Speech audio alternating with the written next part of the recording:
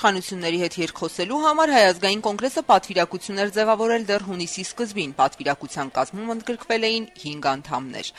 Թեև իշխանության տարբեր անդամներ բացառում էին, որ Հայազգային կոնգրեսի հետ երկխոսելու նպատակով պատվիրակություն կկազմեն, սակայն պատվիրակներ այնուամենայնիվ ընտրվեցին։ Ընդդիմության հետ երկխոսելու համար ձևավորված աշխատանքային խմբում կոալիցիոն կուսակցություններից ընդգրկված են 2 անդամներ, 6 անդամներից 5-ը պատգամավորներ են։ Ընդդիմությունը պնդում է, որ իշխանությունների հետ կերկխոսի մեկ արտահերթ ընտրություններ անցկացնելու հարցի շուրջ։ Իշխանությունը դեռևս չունի իր օրակարգը։ Օրակարգը կձևավորվի լիարժեքորեն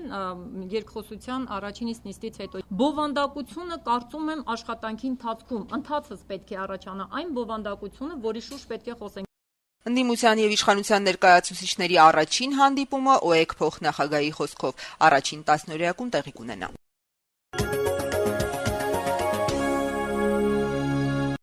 Կենտրոնական ընտրական հանձնաժողովի նախագահ Գարեգին Ազարյանի ԿԸՀ անդամի թեկնածությունն այսօր առաջադրել է Վճռաբեկ դատարանի նախագահը։ Ազարյանի մեկնաբանմամբ Վճռաբեկ դատարանի նախագահի առաջադրումից հետո ինքը հրաժարվել է մարդու իրավունքների պաշտպանի կողմից առաջադրվել որպես կենտրոնական ընտրական հանձնաժողովի անդամ։ Ազարյանի խոսքով ինքն է առաջարկել Վճռաբեկ դատարանի նախագահին, որպեսզի առաջադրի իր թեկնածությունը։ Եվ կարծում եմ չեմ սխալվել, որ հրաժարվել եմ այնտեղից եւ նախընտրել եմ այս տարբերակը։ Ավելի նպատակահարմար է գործող ԿՀ նախագահին, եթե պիտի լինի կենտրոնական ընտրական հանձնաժողովի անդամ, նշանակվի այլ մարմնի կողմից։ Դա իմ անձնական կարծիքն է։ Ինչ է կարծում, շարունակեք մնալ նոր կազմով։ Կորոշի նոր կազմը։ Հարցին թե ԿԸՀ նոր կազմում ցանկություն ունեք մնալ հանձնաժողովի նախագահ, Ազարյանը հետևյալ կերպ արձագանքեց։ Իսկ դուք կարծում եք, որ ես կհամաձայնեմ մնալ միայն անդամ։ Այսօր ինքնաբացարկի դիմում են ներկայացրել մարդու իրավունքների պաշտպանի առաջադրած ԿԸՀ անդամության 3 թեկնածուներից 2-ը՝ Այդա Մուրադյանն ու Ռոզա Ստեփանյանը։ ԿԸՀ 3 անդամները հանրապետության նախագահին եւ հանրությանը կներկայացվեն մինչեւ հուլիսի 12-ը։ Մարդու իրավունքների պաշտպանի առաջադրած մյուս թեկնածուն էկոնոմիկայի նախարարության լիցենզավորման եւ թույլտվությունների գործակալության պետ Արտակ Մելիքսեթյանն է։ Հավելենք, որ այսօր կենտրոնական ընտրական հանձնաժողովը իր գործող կազմով գումարեց վերջին արտահերթ նիստը, ինչից հետո հանձնաժողովի նախագահ Գարեգին Ազարյանը հանձնաժողովի անդամներին խորհուրդ տվեց հարցերին նայել թեթև, քանի որ իր խոսքով շատ ավելի կարևոր բաներ կան, քան ԿԸՀ անդամ լինելը։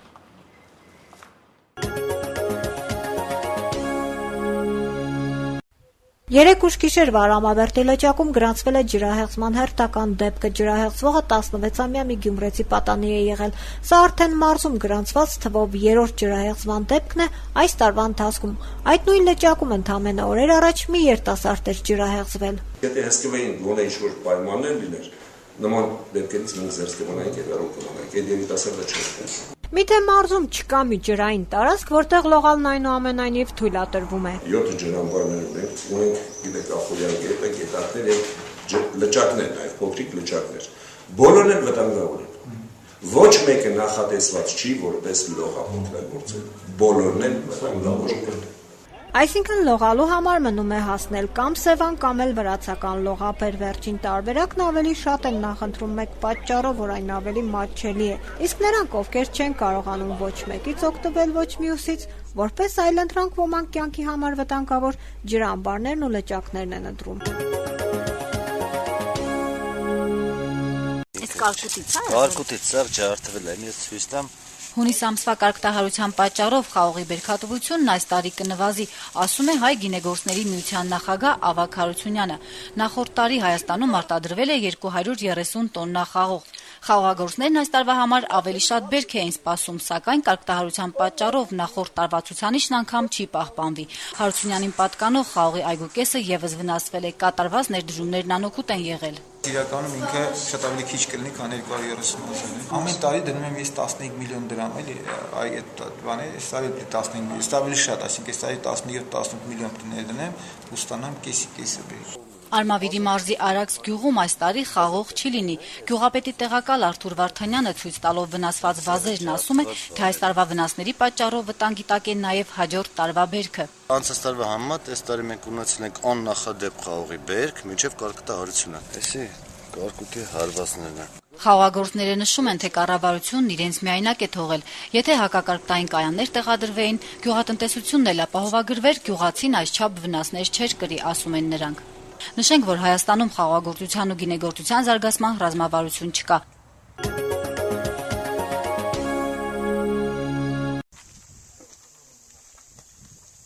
Երեկ վերջապես հայ առաքելական եկեղեցու Արցախի թեմի առաջնորդ Պարքև arքեպիսկոպոս Մարտիրոսյանն իր դիրքորոշումը հայտնեց Գանձասարի պարսպի երեսպատման դեմ բարձրացած աղմուկի կապակցությամբ։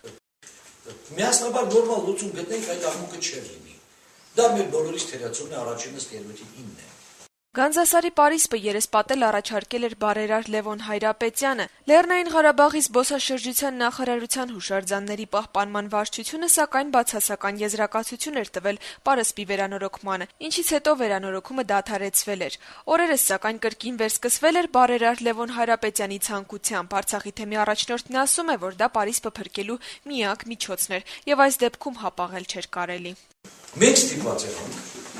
ճիշտ է, կանոնների մի քիչ հակառակ կողմին դրող ծածկել, որպեսզի ինքը 5 տարի մեկ պետք չնորոգի, որտեղ անընդհատ պայթում է պարիսպը։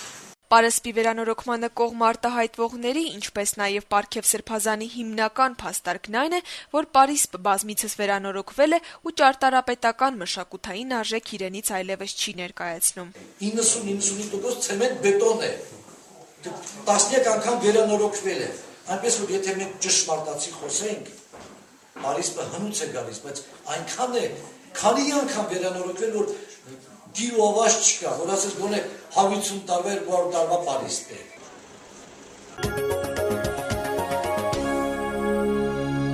Ռեժիսոր Ջոզեֆ Մադմոնեհո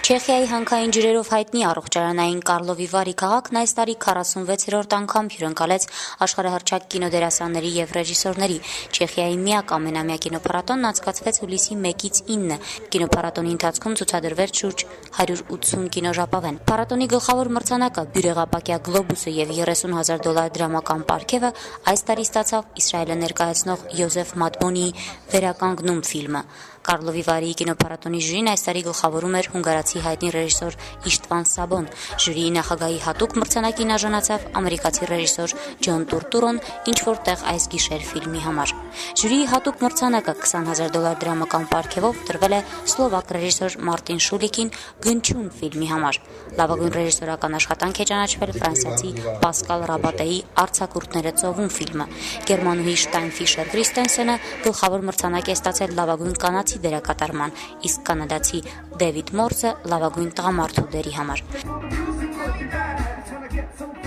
Գեղարվեստական ֆիլմերին զուգահեռ առանձին ծրագրով կինոփառատոնին մասնակցել են նաև վավերագրական ֆիլմեր։ Որպես Կարլովի Վարիի կինոփառատոնի փակման ֆիլմ ցուցադրվել է Վուդի Ալենի նոր կինոժապավենը «Կեսգիշերը Փարիզում», որտեղ դերերից մեկը մարմնավորել է Ֆրանսիայի առաջին տիկին Կարլա Բրունին։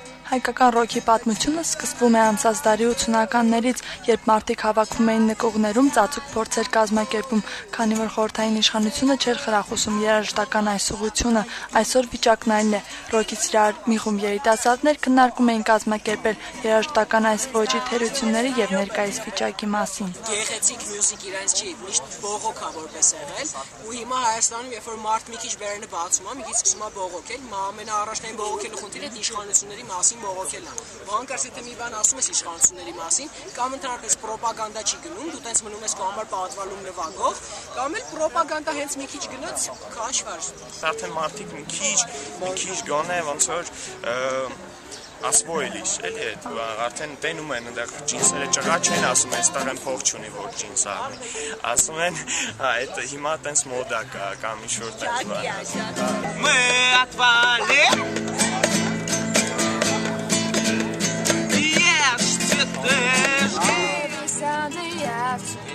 Հայաստանի մեծամասնությունն է, ասենք բնակչությանն, ասենք ոչ մեկ այդքան շատ ռոք չի լսում։ Ուրեմն մի 3 օր առաջ գալիս է մոտենում ծանոթ տղա, ասում է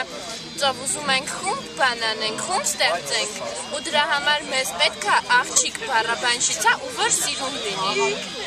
Ասում եմ, ուրիշի գիտես, չգիտեմ աղջիկ բառաբանշից է կոնկրետ որ սիրուն լինի,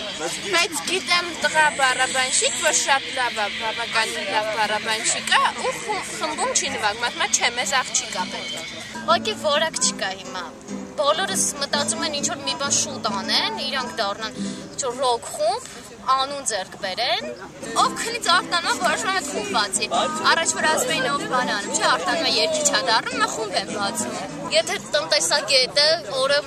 30 րոպե գիտար է նվագում, ինքը չի կարա համարվի գիտարիստ, չգիտեմ, կարող ենք սիրողական է նվագում, մենք շատ սիրողական խմբեր ենք, բայց պրոֆեսիոնալներ չկան։ Երբ որ ռոքը մտնում է շոու բիզնես, ինքը դառնում է Tears that I dropped out for you. So